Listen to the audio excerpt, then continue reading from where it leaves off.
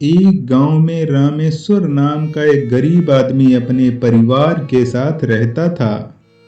रामेश्वर दिन भर मजदूरी करके भी अपने परिवार का पेट नहीं भर पाता था। उसके जीवन में एक समय ऐसा आया कि उसके घर में खाने के लिए एक वक्त का भी राशन नहीं बचा और उसके बच्चे कई कई दिन भूखे रहने लगे। पापा, हम सब ऐसे कब तक भूखे रहेंगे? देखो ना, भूखे रह रह कर माँ भी बीमार हो गई हैं। अरे बेटा, तुम चिंता ना करो। मैं अभी साहूकार के पास जाकर कुछ पैसे उधार ले लूंगा, जिससे तुम्हारी माँ की दवा और थोड़ा अनाज खरीद कर ले आऊंगा। रामेश्वर तुरंत साहूकार के पास जाता है और कुछ ही देर में साहूकार के पास पहुंचकर अपने घर के हालात को बताता है। इसीलिए सेठ जी, मुझे कुछ पैसे दे दीजिए। मैं मजदूरी करके कुछ ही दिनों में आपके सारे पैसे चुका दूंगा। देखिए, अगर तुम्हें पैसे की जरूरत है तो तुमको कुछ ना कुछ मेरे पास गिरवी रखना होगा। अगर तुम्हारे पास गिरवी रखने के लिए कुछ भी नहीं है तो तुम अपने घर के कागज ही मुझे दे दो। ठीक है सेठ जी, मैं अपने घर के कागज आपको दे दूंगा। मुझे पैसों की बहुत सख्त जरूरत है। अगर पैसे नहीं मिले तो मेरी बीबी और बच्चे मर जाएंगे। ठीक है, पर ध्यान रहे, मेरे पैसे मुझे जल्द ही मिल जाने चाहिए।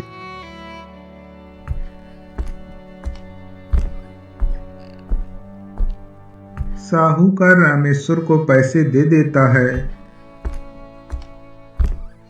रामेश्वर पैसे लेकर तुरंत बाजार की ओर चला जाता है। वह बाजार से थोड़ा अनाज खरीद कर अपने घर ले आता है तो उस दिन उसका पूरा परिवार भर पेट भोजन करता है। साहूकार के दिए हुए पैसों से रामेश्वर के परिवार का खर्च कुछ ही दिन आसानी से चल पाया और सारे पैसे खत्म हो गए। अब रामेश्वर के पास साहूकार के पैसे लौटाने के लिए कुछ भी नहीं बचा। धीरे धीरे एक महीना बीत गया। एक दिन साहूकार रामेश्वर के घर आते हैं। अरे ओ रामेश्वर, तुझे पैसे दिए हुए एक महीना बीत चुका है, पर अभी तूने मेरे पैसे वापस नहीं किए हैं। अगर आज तूने मुझे पैसे नहीं दिए तो तुझे अपना घर मेरे नाम करना होगा। नहीं नहीं सेठ जी, मैं आपके सारे पैसे चुका दूंगा। बस मुझे थोड़ा और वक्त दे दीजिए। अगर मैंने अपना घर आपको दे दिया तो मेरा परिवार कहाँ रहेगा? तुम्हारा परिवार कहाँ रहेगा ये मैं नहीं जानता। मुझे मेरे पैसे अभी के अभी वापस चाहिए।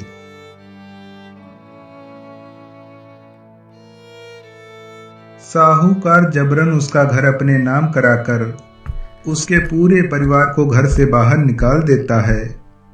बेचारा रामेश्वर अपने परिवार को साथ लेकर रोता हुआ एक जंगल की ओर चला जाता है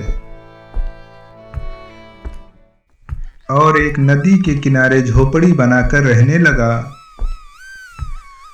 भूख लगने पर उसका परिवार घास की रोटियां बनाकर खाने लगा। उनका जीवन बहुत ही दुख और दर्द से गुजर रहा था।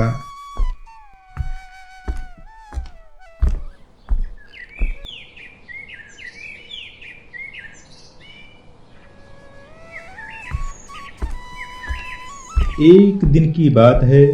रामेश्वर खाना पकाने के लिए जंगल से लकड़ियां काटने के लिए जाता है। तभी उसे जंगल में सोने के सिक्कों का एक पेड़ दिखाई देता है, जिस पर बहुत सारे सोने के सिक्के लगे हुए थे, जिसे देखकर रामेश्वर बहुत ही आश्चर्यचकित हो जाता है। अरे, ये कैसा पेड़ है? इस पर तो बहुत सारे सोने के सिक्के लगे हुए हैं। क्यों ना हम इन सारे सिक्कों को तोड़कर अपने घर ले जाऊं और हाँ, इन सिक्कों को पाने के बाद मैं एक अमीर आदमी बन जाऊंगा।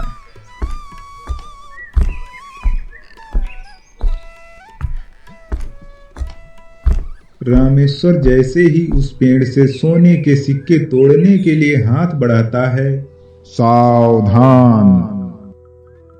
तभी वहां पर एक भयानक जिन आ जाता है।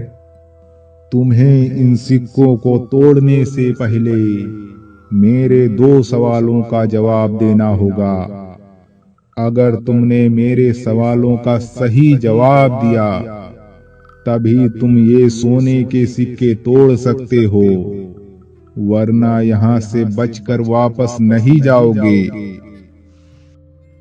जिन की बात सुनकर रामेश्वर बहुत डर जाता है और वह जिन से कहने लगा, हे मायावी शक्ति, आपके कौन से 2 सवाल हैं?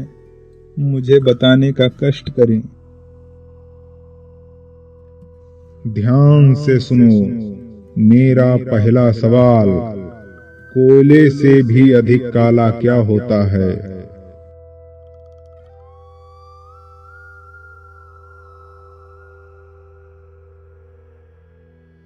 कलंक कोयले से भी अधिक काला होता है, जिसके लगने के बाद उसे कभी साफ नहीं किया जा सकता है।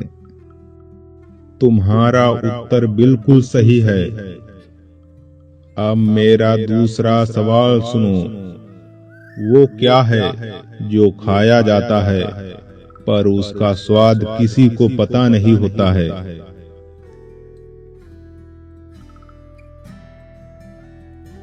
इसका उत्तर है कसम।